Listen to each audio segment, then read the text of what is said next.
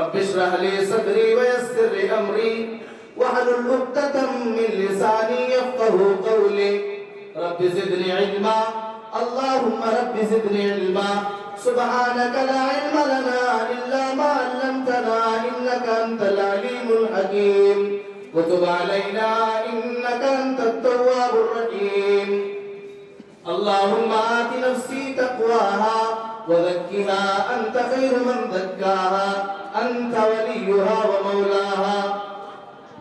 Stage پر تشریف فرما معزز و معطر علماء کرام، سامعین اعظام، نوجوان ساتھیوں، پیارے بھائیوں، پردہ نشین اسلامی خواتین، پیاری ماؤں، ہم اور آپ جانتے ہیں کہ اس کائنات کے اندر اللہ رب العالمین نے ہم انسانوں کو پیدا کیا اور پیدا کرنے کے بعد اللہ رب العالمین نے ہم انسانوں کے اوپر اتنی نعمتوں کے ذریعے انعام کیا ہے کہ اگر ہم اللہ رب العالمین کی نعمتوں کا احصاء اور شمار کرنا چاہیں تو ہم انسانی طاقت سے باہر ہیں. اس لیے کہ اللہ نے خود قرآن میں فرمایا وَإِن تَعُدُّوا نِعْمَةَ اللَّهِ لَا تُحْصُوهَا. میرے بندو، اگر تم اللہ رب العالمین کی نعمتوں کو گننا چاہو، اگر تم اللہ رب العالمین کی نعمتوں کو شمار کرنا چاہو تو تم شمار نہیں کر سکتے. اللہ رب العالمین کی ان نعمتوں میں سے دو نعمتیں ایسی ہیں کہ اگر ان نعمتوں کو انسان کی دنیاوی زندگی سے نکال دیا جائے تو انسان کی دنیا کی زندگی بلیک اینڈ وائٹ ہو جائے گی. انسان کی دنیاوی زندگی کی خوبصورتی کا خاتمہ ہو جائے گا. اور یہ بات میں نہیں کہہ رہا ہوں، خود اللہ رب العالمین نے قرآن مجید کے اندر بیان فرمایا. اللہ کہتا ہے المال والبنون زینۃ الحیات الدنیا والباقیات الصالحات خیر عند ربک ثوابا وخیر املا. اللہ کہتا ہے اے میرے بندو سنو، المال والبنون زینۃ الحیات الدنیا، مال اور اولاد یہ تمہاری دنیا کی زندگی کی خوبصورتی ہے. مال اور اولاد یہ تمہاری دنیا کی زندگی کی خوبصورتی ہے. اللہ نے تمہاری دنیا کی زندگی کی خوبصورتی مال اور اولاد میں بنا رکھ دیا ہے. لیکن اے میرے بندے سنو، والباقیات الصالحات خیر عند ربک ثوابا وخیر املا. مال اور اولاد تو تمہاری دنیا کی زندگی کے لیے ضروری ہے، لیکن بقیہ جو نیکیاں کر کے جاؤ گے، جو نیک اعمال تم کر کے جاؤ گے، جو اللہ کی عبادت کر کے جاؤ گے، جو قرآن کی تلاوت کر کے جاؤ گے، جو نمازیں پڑھ کر کے جاؤ گے اور نیکیاں کر کے جاؤ گے، والباقیات الصالحات خیر عند ربک ثوابا وخیر املا. بقیہ نیکیاں اللہ کے ہاں جو ثواب کے اعتبار سے، امید کے اعتبار سے بہت بہتر ہیں. تو اللہ نے فرمایا مال اور اولاد یہ انسان کی دنیا کی زندگی کی خوبصورتی ہے. قرآن کریم کے 14ویں پارے میں جب اللہ رب العالمین نے اپنی نعمتوں کا تذکرہ کیا، اللہ نے خاص کر کے 3 نعمتوں کا تذکرہ کیا ہے. اللہ نے فرمایا واللہ جعل لکم من انفسکم ازواجا وجعل لکم من ازواجکم بنین وحفظا ورزقکم من الطیبات. اے میرے بندو سنو، اللہ رب العالمین کا بہت بڑا احسان تمہارے اوپر ہے کہ اللہ نے تمہارے ہی سے تمہارا جوڑا بنایا ہے. اللہ نے انسان کا جوڑا انسان سے پیدا کیا ہے. اللہ نے قرآن میں جگہ ارشاد فرمایا وَمِنْ آيَاتِهِ أَنْ خَلَقَ لَكُمْ مِنْ أَنفُسِكُمْ أَزْوَاجًا. اے دنیا کے لوگوں، جہاں دنیا کے اندر اللہ کی بہت ساری آیتیں، جہاں دنیا کے اندر اللہ کی بہت ساری نشانیاں ہیں، اللہ کی انہی آیتوں اور اللہ کی انہی نشانیوں میں سے نشانی ہے کہ اللہ نے تمہارے ہی نفس سے تمہارا جوڑا بنایا ہے.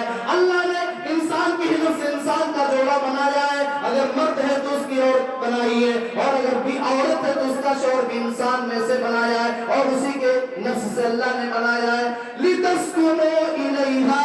ایسا اللہ نے کیوں کیا ہے؟ تاکہ تم آپس میں سکون حاصل کرو. شوہر اور بیوی آپس میں مل کر کے قرار حاصل کریں، اپنے جسم کو سکون پہنچائیں، اپنے قلب و جگر کو راحت پہنچائیں.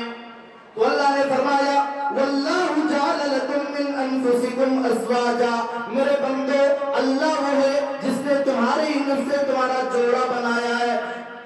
کے بعد فرمایا وَجَعَلَ لَكُم مِّنْ أَزْوَاجِكُم بَنِينَ وَحَفَدًا۔ اللہ کا دوسرا احسان یہ ہے، اللہ کی دوسری نعمت یہ ہے کہ اللہ نے میاں اور بیوی سے، شوہر اور بیوی کے ذریعے اللہ نے تمہیں اولاد دیا ہے، وحفدہ اللہ نے تمہیں پوتے اور پوتیاں دی ہیں، یہ اللہ رب العالمین کی دوسری نعمت ہے۔ تیسری نعمت کے طور پہ اللہ کہتا ہے وَرَزَقَكُم مِّنَ الطَّيِّبَاتِ۔ اے میرے بندو، اللہ کی ایک نعمت یہ بھی ہے، اللہ کا ایک احسان یہ بھی ہے کہ اللہ نے تمہیں پاک روزی دیا ہے، اللہ نے تمہیں پاکیزہ روزی دیا ہے، اللہ نے تمہیں حلال روزی دیا ہے۔ اس سے زیادہ خوش نصیب کون ہو سکتا ہے جسے اللہ رب العالمین حلال کمانے اور حلال کھانے کی توفیق دے دے؟ تو اللہ نے یہاں بھی اولاد کا تذکرہ اپنی نعمتوں میں کیا ہے۔ اسی لیے آپ دیکھیں اللہ رب العالمین کے جتنے پیغمبر آئے سبوں نے شادیاں کی اور سبوں کو اللہ رب العالمین نے صاحب اولاد بنایا۔ اللہ قرآن میں کہتا ہے وَلَقَدْ أَرْسَلْنَا رُسُلًا مِّن قَبْلِكَ وَجَعَلْنَا لَهُمْ أَزْوَاجًا وَذُرِّيَّةً۔ اے نبی اکرم صلی اللہ علیہ وسلم، ہم نے آپ سے پہلے جتنے بھی رسول بھیجے، ہم نے آپ سے پہلے جتنے بھی پیغمبر بھیجے، ہم نے آپ سے پہلے دنیا کے اندر جتنے بھی نبی اور رسولوں کو بھیجا، ہم نے ان کے لیے بیویاں بنائی وذریہ، اور ہم نے ان کی نسلوں کو نکالا، ہم نے انہیں صاحب اولاد بنایا، ہم نے انہیں اولاد والا بنایا ہے۔ اولاد یہ کتنی عظیم نعمت ہے، اگر آپ کو اس کا اندازہ لگانا ہے تو آپ کسی ایسے باپ سے مل لو جس باپ کو اللہ رب العالمین نے بے اولاد بنایا ہے، جس باپ کی انگلیاں مچلتی ہیں کہ کاش اللہ تعالیٰ اسے اولاد دے دیتا، اللہ اسے بیٹا دے دیتا یا اللہ اسے بیٹی دے دیتا، اور وہ باپ اپنی بیٹی کی انگلی کو پکڑ کر کے راستے پر چلتا۔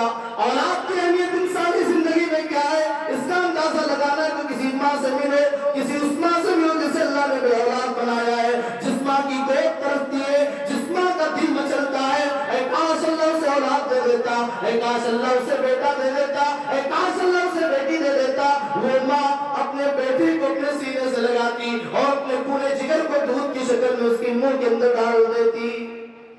اولاد کی اہمیت انسانی زندگی میں کیا ہے اس کا اندازہ لگانا تو کسی بوڑھی ماں سے مل جاؤ جو بیچاری 50 سال کی عمر کو کراس کرنے کے بعد کھانا بنا رہی ہے، 50 سال کی عمر کو کراس کرنے کے بعد وہ چولہے پر بیٹھ کر کے روٹی بنا رہی ہے، وہ کھانا تیار کر رہی ہے۔ کسی اس ماں سے ملنے کی اولاد کی اہمیت انسان کی زندگی میں کیا ہے؟ اسی لیے جب ہم انبیاء کی سیرت کو اٹھائیں گے تو اللہ کے نبیوں نے بھی اللہ تعالیٰ سے اولاد کی دعا مانگی ہے۔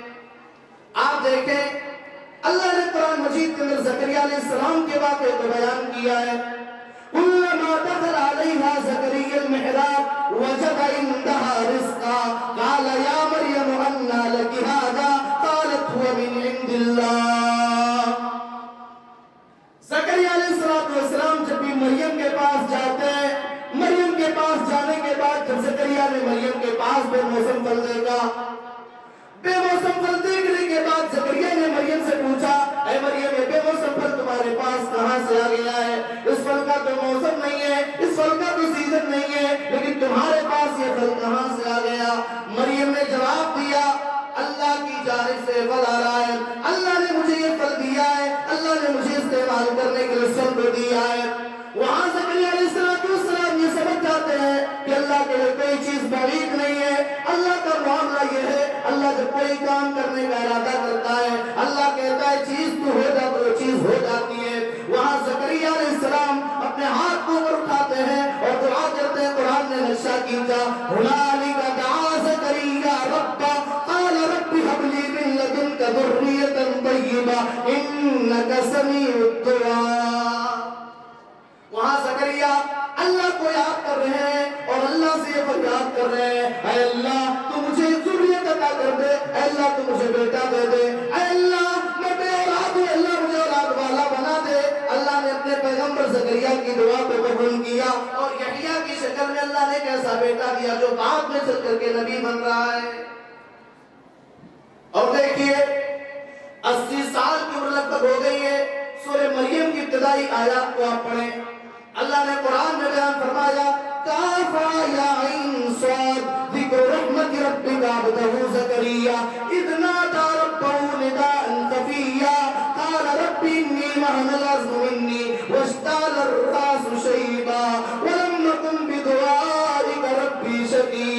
وإني خفت الموالي من ورائي وكانت امرأتي عاقرا.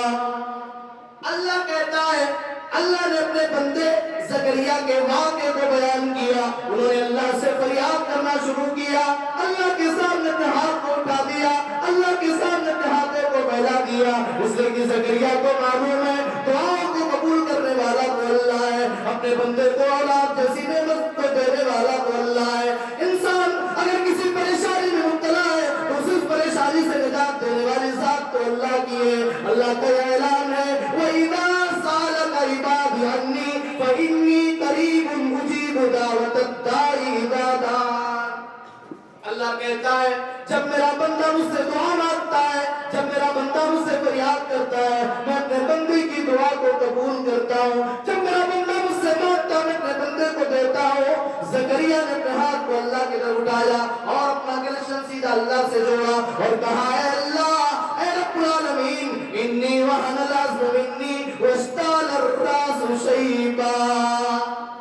اے اللہ میری ہڈیاں کمزور ہو چکی ہے.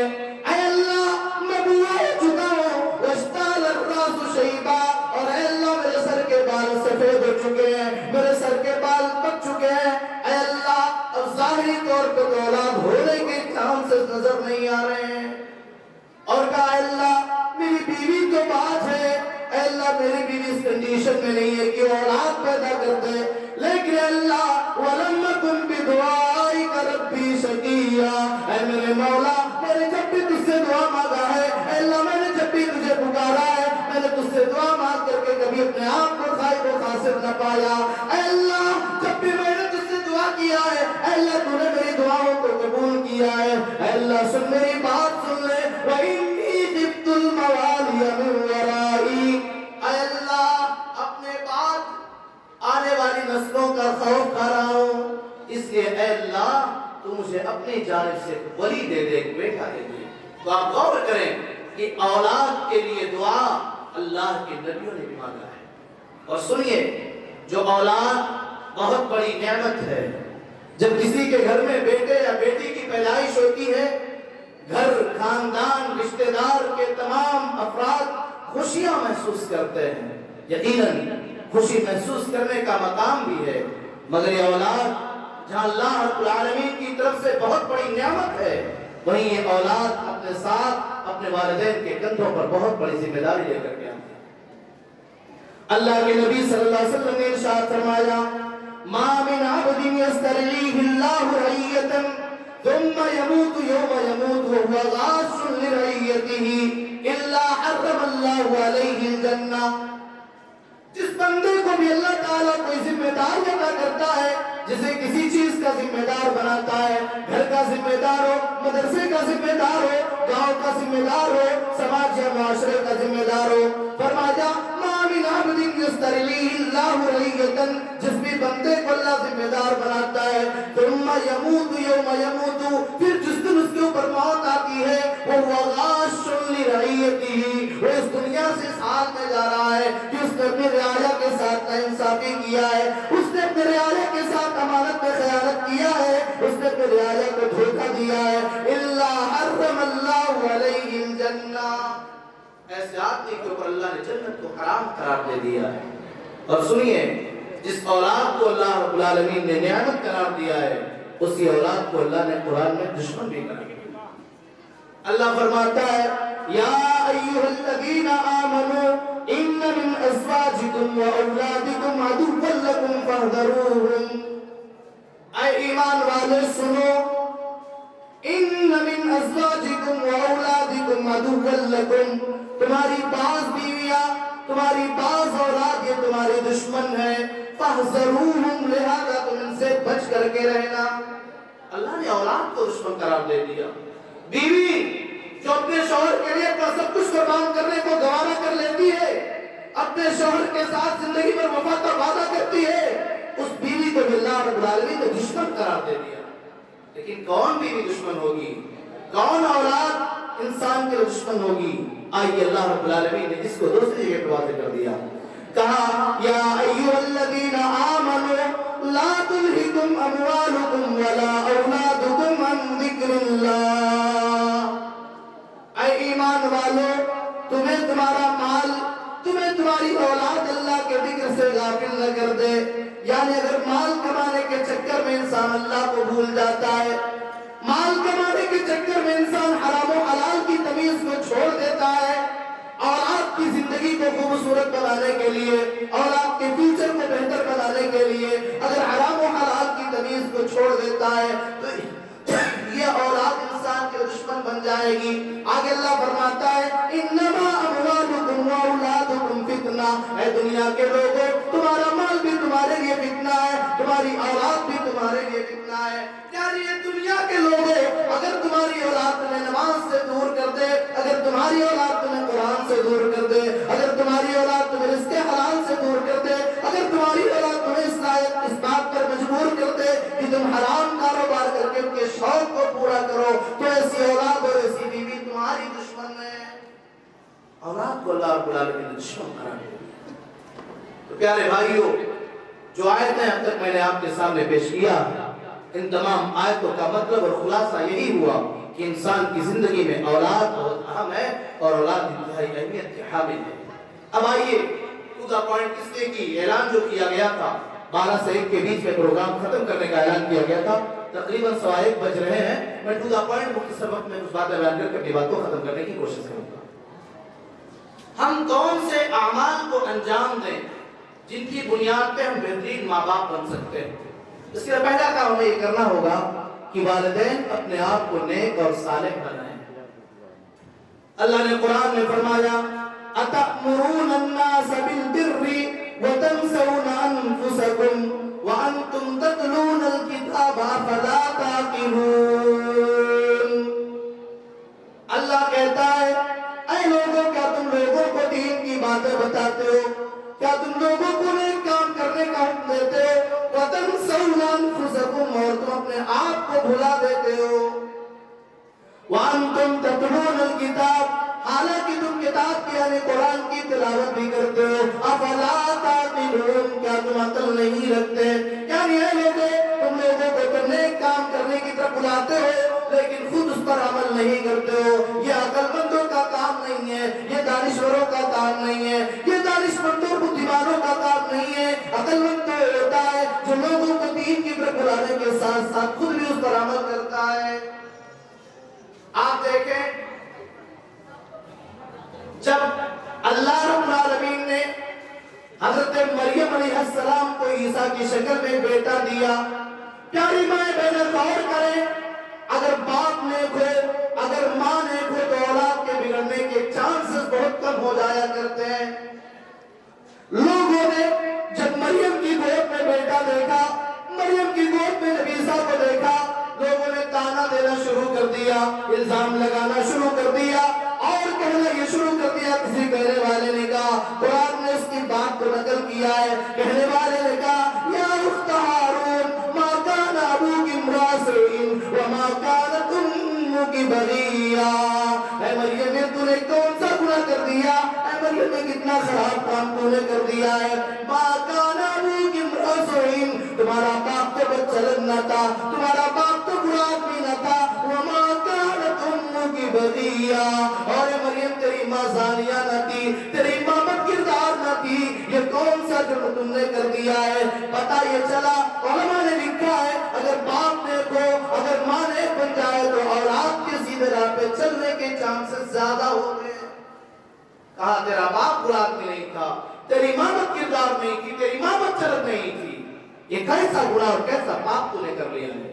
اور اے لوگوں، اے دنیا کے اندر اولاد کے بعد آپ اپنی اولاد کی فیوچر کے لیے، اپنی اولاد کی مستقبل کو روشن کرنے کے لیے، اپنی اولاد کے لیے دنیا کے اندر تمام سہولیات کو فراہم کرنے کے لیے آپ ہر ممکن کوشش کرتے ہو. بلکہ بسا اوقات انسان اپنی زندگی کا گولڈن پیریڈ، جوانی کا دور، قیمتی دور، وہ اپنی اولاد کی مستقبل کو تابناک اور روشن بنانے کے لیے باہر ملکوں کا سفر کرتا ہے. مگر سنو، اگر اپنی اولاد کے مستقبل کے لیے فکر مند ہو تو قرآن کریم کے اندر سورہ کہف اٹھاؤ، پڑھو. اللہ رب العالمین نے موسیٰ علیہ السلام اور خضر کے واقعے کو بیان کیا ہے. آپ سمجھو، اگر آپ نیک بن گئے، اگر آپ متقی بن گئے، اگر آپ پرہیزگار بن گئے، اگر آپ اللہ والے بن گئے تو اللہ رب العالمین آپ کی اولاد کی مدد کیسے کرے گا؟ آپ وہاں سے اس بات چیز کو سمجھنے کی کوشش کرو۔ موسیٰ علیہ السلام اور خضر یہ دونوں کسی بستی سے گزر رہے ہیں، قوم کے لوگوں سے کھانے کا مطالبہ کیا، اپنی ضیافت چاہی، لیکن قوم کے لوگوں نے، اس بستی کے لوگوں نے ان کی ضیافت کرنے سے انکار کر دیا۔ موسیٰ اور خضر چلتے گئے، ایک دیوار کے قریب وہ دونوں بیٹھ گئے۔ اتنے میں دیکھا کہ ایک دیوار جھک رہی ہے، گرنے کی طرف مائل ہو رہی ہے، ایسا لگا دیوار گر جائے۔ حضرت خضر کو اللہ رب العالمین نے طاقت اور قوت دیا تھا، انہوں نے اپنے ہاتھ کو دیوار پہ رکھا اور اپنے ہاتھ سے دیوار کو روک دیا۔ موسیٰ علیہ السلام نے کہا، اے خضر یہ کون سا کام کر رہے ہو؟ ابھی ہم نے ان سے کھانا مانگا، ابھی ہم نے ان سے اپنی ضیافت کا مطالبہ کیا، لیکن انہوں نے کھانا کھلانے سے انکار کر دیا۔ لَوْ شِئْتَ لَاتَّخَذْتَ عَلَيْهِ أَجْرًا، اے خضر اگر تم چاہتے تو دیوار کو سیدھا کرنے پر اجرت لے سکتے تھے، دیوار کو سیدھا کرنے کے لیے پیسے کا مطالبہ کر سکتے تھے، معاوضہ لے سکتے تھے، لیکن سنو حضرت خضر نے موسیٰ کو پلٹ کر کے کیا جواب دیا؟ فرمایا وَأَمَّا الْجِدَارُ فَكَانَ لِغُلَامَيْنِ يَتِيمَيْنِ فِي الْمَدِينَةِ وَكَانَ تَحْتَهُ كَنْزٌ لَهُمَا وَكَانَ أَبُوهُمَا صَالِحًا۔ کہا موسیٰ تمہیں کیا معلوم کہ میں نے دیوار کو سیدھا کیوں کر دیا ہے؟ وَأَمَّا الْجِدَارُ فَكَانَ لِغُلَامَيْنِ يَتِيمَيْنِ فِي الْمَدِينَةِ، یہ دیوار کسی عام آدمی کی دیوار نہ تھی، یہ تو شہر کے دو یتیم بچوں کی دیوار تھی، اور اس دیوار کے پیچھے ان کا خزانہ دفن کیا گیا تھا۔ وَكَانَ أَبُوهُمَا صَالِحًا، ان دونوں یتیم بچوں کے باپ نیک تھے، متقی تھے، پرہیزگار تھے۔ آپ غور کریں، مفسرین نے لکھا ہے کہ کہیں اولاد کے نیکی کا تذکرہ نہیں کیا، بلکہ کہا وَكَانَ أَبُوهُمَا صَالِحًا، ان کے والدین نیک تھے، ان کے باپ نیک تھے۔ اس لیے اگر اپنے اولاد کے مستقبل کے لیے فکر مند ہو تو اپنے آپ کو نیک اور صالح بناؤ۔ سنیے عبداللہ بن مسعود رضی اللہ تعالیٰ عنہ رات میں اٹھ کر کے تہجد کی نماز پڑھ رہے تھے۔ ان کی عادت تھی، ایک دن ان کا بیٹا سویا ہوا تھا، تہجد کی نماز پڑھنے کے بعد اپنے بیٹے کی طرف اپنا رخ کیا اور کہا من اجلک یا بنیا، اے میرے بیٹے یہ تیرا باپ جو رات کی نیند کو قربان کر رہا ہے اور رات میں اٹھ کر کے تہجد کی نماز پڑھ رہا ہے، من اجلک یا بنیا، اے میرے بیٹے یہ تیری وجہ سے اور تیرے لیے میں تہجد کی نماز پڑھ رہا ہوں۔ تو اگر اپنے اولاد کو بہتر بنانا چاہتے اور اپنے آپ کو بہترین ماں اور باپ کی شکل میں پیش کرنا چاہتے ہیں تو ہم سب سے پہلے اپنے آپ کو نیک بنائیں، اپنے آپ کو متقی بنائیں، اپنے آپ کو پرہیزگار بنائیں۔ دوسرا کام ہمیں یہ کرنا ہے، اولاد کی پیدائش کا مرحلہ بعد میں آنے والا ہے، اس سے پہلے ہم ہونے والی اولاد کے جس ماں کا انتخاب کریں، نیک ماں کا انتخاب کریں۔ اللہ کے نبی صلی اللہ علیہ وسلم نے بیان فرمایا تنکح المرأة لأربع، کسی عورت سے شادی کی جاتی ہے تو چار چیزیں دے کر کے شادی کی جاتی ہیں، لمالها ولجمالها ولحسبها ولدينها فاظفر بذات الدين۔ اللہ کے نبی نے فرمایا کسی عورت سے جب شادی کی جاتی ہے تو چار چیزیں دیکھی جاتی ہیں، کوئی مالداری دیکھتا ہے، کوئی حسب نسب دیکھتا ہے، کوئی خوبصورتی کو دیکھتا ہے، لیکن اے لوگوں فاظفر بذات الدین، تم دیندار لڑکی کو ترجیح دو۔ آنے والی نسلوں کی جب ماں لے کر کے آؤ، اپنے گھر میں بہو لے کر کے آؤ تو دیندار لڑکی کو لے کر کے آؤ۔ فائدہ کیا ہوگا؟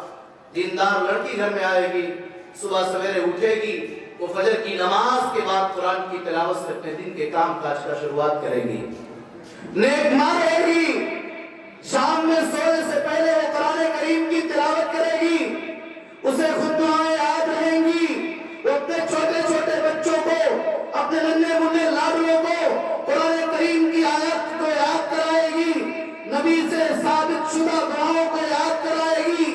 جب ماں گھر میں نماز پڑھے گی، 2 سال 2.5 سال کا چھوٹا سا بچہ اپنی ماں کو گھر میں نماز پڑھتے ہوئے دیکھے گا، اس کے دل کے اندر بھی نماز کی تڑپ پیدا ہوگی اور وہ بھی نماز پڑھنا شروع کر دے گا، بھلے ہی نماز کا طریقہ ابھی اس کا غلط ہو، بھلے ہی نماز کا طریقہ اسے صحیح سے معلوم نہ ہو، لیکن اس سجدے میں جائے گا، وہ اپنے سینے پر اپنے ہاتھ کو رکھے گا، وہ ہاتھ کو اٹھائے گا، وہ اللہ اللہ کہے گا، وہ محمد رسول اللہ کو اپنی زبان سے محمد رسول اللہ صلی اللہ علیہ وسلم کا نام ادا کرے گا، اسے کلمہ یاد ہوگا، ایک دیندار عورت ہی کر سکتی ہے، ورنہ وہ عورت جو جاہلہ ہو، جو گنہگار ہو، جو فاسقہ ہو، جو فاجرہ ہو، تو اس صورت کے کتنے اونچے معیار پر کیوں نہ پہنچی ہو، لیکن اگر وہ قرآن نہیں یاد کرے گی، اگر وہ نبی کی دعائیں نہیں یاد کرے گی، موبائل پر بیٹھ کر کے گانے سنے گی، فلم دیکھے گی، سیریل دیکھے گی، تو ماں یہ اپنے آپ میں ایک مدرسہ ہوا کرتی ہے، آنے والی نسلیں بھی بگڑ جائیں گی اور ان کے صحیح ہونے کے چانسز بڑے کم ہو جائیں گے۔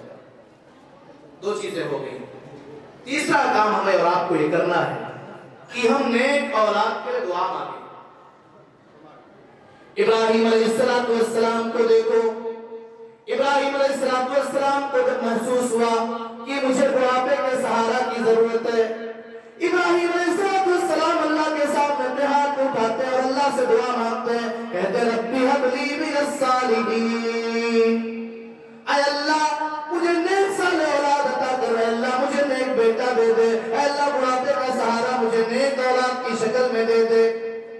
اور قرآن کریم میں اللہ نے اپنے بندوں کی تعریف کی جو اللہ سے نیک اولاد کی دعا مانگتے ہیں۔ اللہ فرماتا ہے والذین یقولون ربنا هب لنا من ازواجنا وذرياتنا قرة اعین واجعلنا للمتقین اماما۔ اللہ کہتا ہے میرے نیک بندے وہ ہوتے ہیں جو اللہ سے دعا مانگا کرتے ہیں، جو اللہ سے یہ دعا کرتے ہیں ربنا هب لنا من ازواجنا وذرياتنا قرة اعین، اے اللہ میری بیوی کو، میرے بال بچوں کو تو میری آنکھوں کی ٹھنڈک بنا، میرے آنکھوں کا قرار بنا، میرے آنکھوں کا سکون بنا، وَجَعَلْنَا لِلْمُتَّقِينَ إِمَامًا، اور اے اللہ تو مجھے متقیوں کا امام بنا، اے اللہ مجھے متقیوں کا پیشوا بنا، اے اللہ مجھے اس لائق بنا کہ میری اولاد میرے نقش قدم پر چلتے ہوئے سیدھی راہ پر چلے۔ تو نیک اولاد کی دعا بھی مانگی۔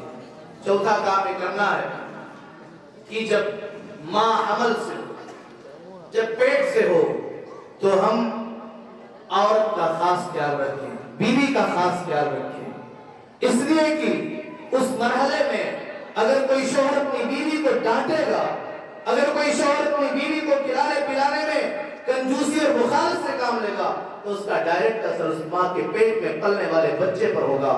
ایسی حالت میں اگر کوئی شوہر اپنی بیوی کو مارتا ہے، اگر کوئی شوہر اپنی بیوی کو گالی دیتا ہے، اگر کوئی ساس اپنی حاملہ بہو کے اوپر ظلم کرتی ہے تو صرف اس بہو کے اوپر ظلم نہیں کرتی ہے بلکہ اس پیٹ میں پلنے والے اس بچے کے اوپر بھی وہ ظلم کر رہی ہے، اور شوہر ظلم کر رہا ہے جو معصوم بچہ اس نے ابھی تک دنیا کی شکل و صورت کو نہیں دیکھا۔ اس لیے جب ماں حمل سے ہو تو اچھی ڈائٹ دیں، اس کے لیے مقوی غذا کا استعمال کرائیں اور اس کے لیے تمام طاقت والی چیزیں اور ڈاکٹر جو چیزیں بتائیں ان تمام چیزوں کی فراوانی کریں اور ان تمام چیزوں کی سہولیات اس کے لیے آپ فراہم کریں تاکہ پیٹ میں پرورش اور پیٹ میں پلنے والے بچے کی تربیت پیٹ ہی میں صحیح سے ہو سکے، اور جب وہ کل باہر دنیا کے اندر پیدا ہو تو تمام بیماریوں سے اپنے آپ کو سیف اور محفوظ پائے، وہ ذہین ہو، وہ اللہ رب العالمین کی کتاب کو آنے والے دنوں میں یاد کرنے والا ہو، وہ عالم دین بنے یا دنیا کے اندر دیگر جو تعلیم کو حاصل کرنے والا ہے۔ چوتھا کام ہمیں یہ کرنا ہے کہ ہم یہ کوشش کریں کہ ہمارے بچوں کے پیٹ میں حرام دانہ نہ جانے پائے، حرام کا ایک دانہ نہ جانے پائے، اس لیے کہ اگر کوئی باپ اپنی اولاد کو حرام کھلاتا ہے، حرام کپڑا پہناتا ہے، حرام غذا ان کو دیتا ہے تو صرف اپنی نہیں بلکہ اولاد کی عاقبت کو خراب کر رہا ہے۔ ایک حدیث میں اللہ کے نبی صلی اللہ علیہ وسلم بیان فرماتے ہیں کوئی آدمی بڑی دوری کا سفر طے کر کے آتا ہے، اشعث اکبر راسہ، اس کے سر کے بال بھی پراگندہ ہو چکے ہیں، اس کا کپڑا میلا کچیلا ہو چکا ہے، سفر کے آثار بھی اس کے بدن پہ ظاہر ہو رہے ہیں، وہ اپنے ہاتھوں کو اوپر اٹھاتا ہے یا ربی کہہ کر کے دعا مانگتا ہے، اللہ کو پکارتا ہے، اللہ سے دعا مانگتا ہے اس امید کے ساتھ کہ اللہ اس کی دعا کو قبول کرے، لیکن اللہ کے نبی فرماتے ہیں مطعمہ حرام ومشربہ حرام وملبسہ حرام وغذی بالحرام فأنی یستجاب لذلک۔ ایسا آدمی جو سفر کر کے آ رہا ہے ظاہری طور پہ دعا کی قبولیت کے سارے اسباب اس کے اندر پائے جا رہے ہیں، لیکن چونکہ پہنا حرام کا ہے، کھانا حرام کا ہے، پینا حرام کا ہے، اس کے بدن کے اندر جو خون دوڑ رہا ہے وہ خون بھی حرام کا ہے، فأنی یستجاب لذلک۔ ایسے آدمی کی دعا اللہ کیسے قبول کرے؟ موقع पर अल्लाह के नबी सल्लल्लाहु अलैहि वसल्लम ने काब बिन उजरा रज़ियल्लाहु तआला अन्हु से कहा था, ला यदखुलुल जन्नत लहमुन नबता मिन सुहतिन, ऐसा बदन जन्नत में दाखिल नहीं हो सकता जिसकी परवरिश हराम कमाई के जरिए की जाए। और कहा फन्नारु औला बिही, जहन्नम की आग उस बंदे के लिए ज्यादा हकदार और ज्यादा मुनासिब। एक मर्तबा अल्लाह के नबी सल्लल्लाहु अलैहि वसल्लम के निवासे हजरत हुसैन रज़ियल्लाहु तआला अन्हु मस्जिद में खेल रहे हैं। सदके की खजूरें मस्जिद के कोने में रखी हुई हैं। छोटे से बच्चे खजूर निकालते और अपने मुंह के अंदर खजूर को डाल लेते हैं। अल्लाह के नबी की नजर पड़ती है। अल्लाह के नबी कहते हैं कखिन कखिन, ऐ मेरे बेटे, ऐ मेरे निवासे, उस खजूर को तुम बाहर निकाल दो। अमास अरिंता अन्ना लाना कुलिस सदका, ऐ मेरे बेटे, ऐ मेरे निवासे, क्या तुम्हें ये मालूम नहीं कि मोहम्मद रसूलुल्लाह के खानदान वालों के लिए सदका खाना हराम है, हम सदका नहीं खा सकते। गौर करें, आज हमारे यहाँ मामला होता तो मेरे बच्चा है खा लिया, क्या मसला है, लेकिन एक खजूर का टुकड़ा भी अल्लाह के नबी सल्लल्लाहु अलैहि वसल्लम ने, जिसको अल्लाह ताला ने उस खानदान के लिए हराम करार दिया था, सदके के खजूर को पेट के अंदर जाने नहीं दिया। और सुनिए, एक काम हमें और आपको और करना है कि हम अपने बच्चों के अकीदा की फिक्र करें। हम अपने बच्चों को दीन की बातें बताएं। प्यारी माए बहनें गौर करें, आपका बेटा जब बीमार हो तो आप खुद नबी सल्लल्लाहु अलैहि वसल्लम से साबित दुआओं को पढ़ करके अपने बेटे के बदन पे दम करें, ताकि आपके बेटे को बचपन से ही इस बात का एहसास हो कि शिफा देने वाला अल्लाह है, बीमारियों को दूर करने वाला अल्लाह है, दुआ मांगने का मुस्तहिक अल्लाह है, इबादत का मुस्तहिक अल्लाह है, मुसीबतों में, परेशानियों में, मुश्किलात में याद करने के लिए लायक और लायक जो जात है वो जात अल्लाह रब्बुल आलमीन की है। आप पढ़ें, आप सुनें, अल्लाह के नबी जनाब मोहम्मद रसूलुल्लाह सल्लल्लाहु अलैहि वसल्लम, छोटे से बच्चे हैं 10-12 साल के, हज़रत अब्दुल्लाह इब्न अब्बास रज़ियल्लाहु तआला अन्हु, उन्हें आप सल्लल्लाहु अलैहि वसल्लम ने तौहीद की बात को कैसे पेश किया। कहा बेटे, आए बच्चे, इदा सअलता फस्अलिल्लाह, जब भी तुम्हें कुछ मांगना हो तो तुम अल्लाह से मांगो। अपने हाथों को उठाओ तो अल्लाह के सामने उठाओ। बेटा बेटी का सवाल करना तो अल्लाह से करो, नेमतें मांगनी है तो अल्लाह से मांगो। इदा सअलता फस्अलिल्लाह व इदा इस्तअनता फस्तईन बिल्लाह, जब भी मदद मांगने की जरूरत पड़े तो तुम अल्लाह से मदद मांगो, अल्लाह से मदद तलब किया करो। उसके बाद आगे अल्लाह के नबी फरमाते हैं, ऐ अब्दुल्लाह इब्न अब्बास सुनो, अगर पूरी दुनिया में करके तुम्हें फायदा पहुंचाना चाहे और अल्लाह तुम्हारे नसीब में उस फायदे को न लिखा हो, दुनिया की कोई ताकत तुम्हें फायदा नहीं पहुंचा सकती। और अगर अल्लाह ने तुम्हारी किस्मत में नुकसान लिख रखा है, दुनिया तुम्हें फायदा पहुंचाना चाहे, दुनिया के लोग तुम्हें फायदा नहीं पहुंचा सकते। आइए आपकी बात में बयान कर रहा हूँ, आधा घंटा शायद मेरा हो भी गया, आप सुने। आज इंसान जब दुनिया से जाने वाला होता है तो उसे माल की फिक्र होती है। एक बाप वसीयत करेगा या अपनी बातों को बयान करेगा, बेटे मेरा इतना पैसा वहां है, मेरा इतना पैसा वहां बाकी है, ये जमीन ऐसी है, वो जमीन ऐसी है, तुम्हारी ये प्रॉपर्टी में छोड़ करके जा रहा हूँ। मगर आप देखें, अल्लाह के नेक बंदे ऐसे होते हैं कि वो जमीन और जायदाद की फिक्र किए बगैर अपने बच्चों के ईमान और अकीदा के लिए फिक्रमंद होते हैं। हज़रत याकूब अलैहिस्सलाम का आखिरी वक्त है। हज़रत याकूब के 12 बेटे उनकी चारपाई के किनारे खड़े हुए हैं, अपने बाप को देख रहे हैं। बाप इस दुनिया से जाने वाला है, बाप इस दुनिया के अंदर चंद मिनटों का, चंद घंटों का मेहमान बचा हुआ है।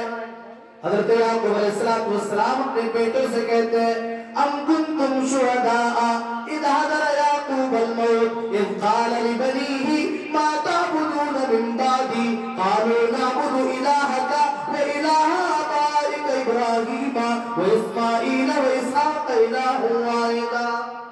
अल्लाह कहता है, ऐ मेरे बंदो, क्या तुम हज़रत याकूब के मामले पर गवाह नहीं हो?